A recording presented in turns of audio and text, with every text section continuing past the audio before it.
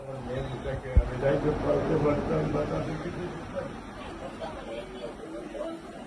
শীতের সময় স্যার আপনি আজকে আমার কাছে আসছেন, আমি নিজে স্যার দিয়েছিলাম, কিন্তু আমার সৌভাগ্য আমার মেয়ে।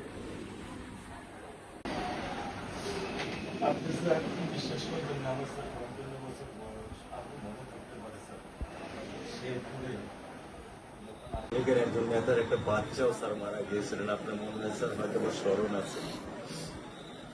ভালোবাসা আর ঋণের কাছে স্যার আমরা ঋণী, কিন্তু স্যার আমার মারা যাওয়ার পরেও আমার আম্মার যে কষ্টটা দেখেছি তা আপনার স্যার কিছু না আমি বুঝতে পারি। আমি এতটুকু আপনাদেরকে বলার জন্য আজকে এখানে এসেছি যে এটা বিচারিক ছিল। অনেক কথা বলতে পারি, কথা আমি বলতে চাই না। ইনশাল্লাহ এতটুকু বিশ্বাস রাখেন যে আল্লাহ বিচার আপনারাই দেখবেন।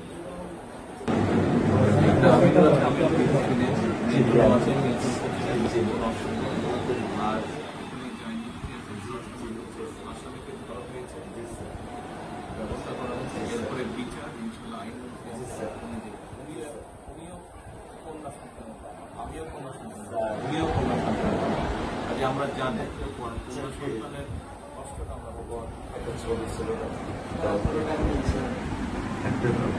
স্যার কিছু বলে দিলেন না, আমি শুধু আপনি মেয়ের বাবা, আপনিও স্যার একজন মেয়ের বাবা, শুধু একটা আমি দৃশ্য আপনাকে স্যার দেখাবো, আর কিছু দেখাবো না স্যার, আমি দেখবো না স্যার, স্যার আমি দেখবো না স্যার, এটা নিয়ে আমি সারা জীবন স্যার আমি কি করে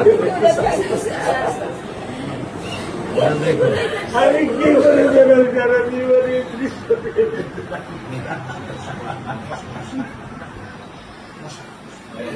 আমার এই দৃশ্য আমি কি দিয়ে পূরণ করবো?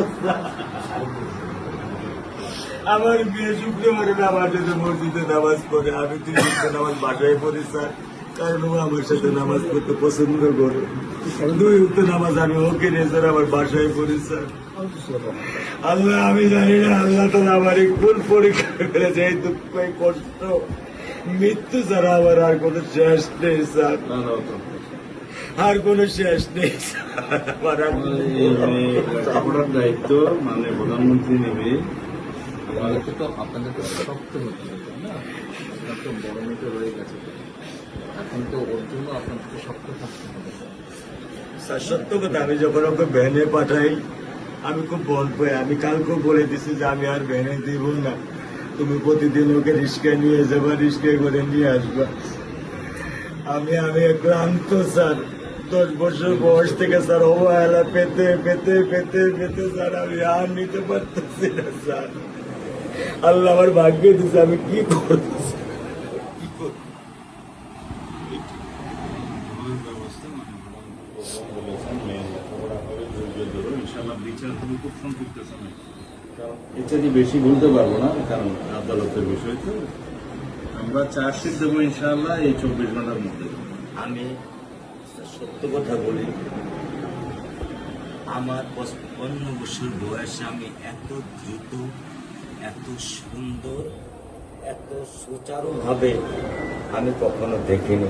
এটা আমি বুঝতে পারছি, এটা তো বুঝতে এটা আমি বুঝতে পারছি স্যার, এটা আমি বুঝতে পারছি। প্রধানমন্ত্রী চলে আসছেন, এটা আমার সৌভাগ্য।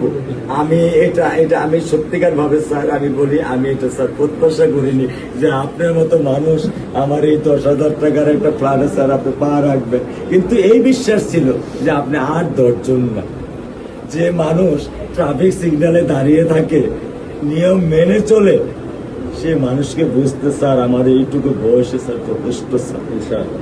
স্যার কোন আপনি একটু ধৈর্য ধরবেন, আমি ওকে কোনো নিয়ন্ত্রণ করতে পারতেছি না। আল্লাহ চায় আপনার সন্তানের এই অবস্থার জন্য যে দায়ী তার বিচার ইনশাল্লাহ হবে, সেটা শীঘ্রই হবে। আর মালিক যে আল্লাহ তাআলা মালিক, ওনার কাছে সাহায্য চাও, ওনার কাছে সাহায্য চাও, আল্লাহ রহম করলেন সব কিছু দিতে পারে। মানুষ হিসাবে আমাদের যেটা করার আমরা স্যার মিরপুর 10 নম্বর আইডিয়াল স্কুলে ক্লাস 9-এ পড়েছে। টোটাল ওগুলা নিয়ে চিন্তা করবেন না, ওগুলা ইনশাল্লাহ ব্যবস্থা। আপনি যখন যেহেতু বলেছেন, আপনি আপনার কষ্টের কথা বলেছেন, সেই ব্যাপারে আমরা যেটা আমাদের পক্ষে সম্ভব ইনশাল্লাহ বলবেন বোন? না, আমার স্বামী যেটাই বলছে, এটা আমার চাওয়া। স্যার, আপনি আমাদেরকে একটু মেহরবানি করে আমাদের খেয়াল রাখবেন, মেহরবানি করে দেন। আমরা প্রথমে সবচেয়ে আগে যেটা এই মুহূর্তে আমরা করতে চাই সেটা হচ্ছে যে এই অন্যায়ের সাথে যে জড়িত তার বিচার আমরা আগে করতে চাই, জি স্যার, তার বিচারের ব্যবস্থা আমরা আগে করতে চাই। জি স্যার, এইটা আমরা আগে প্রথমে করতে চাই। জি স্যার। আপনাদেরকে শক্ত থাকতে হবে, ধৈর্য দিতে হবে, ওর দিকে তাকে শক্ত থাকতে হবে।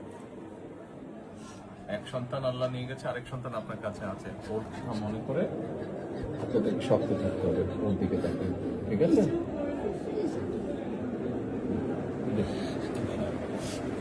চলে আসছে, হ্যাঁ ভাই, চলে আসছে। আজকে চলবো।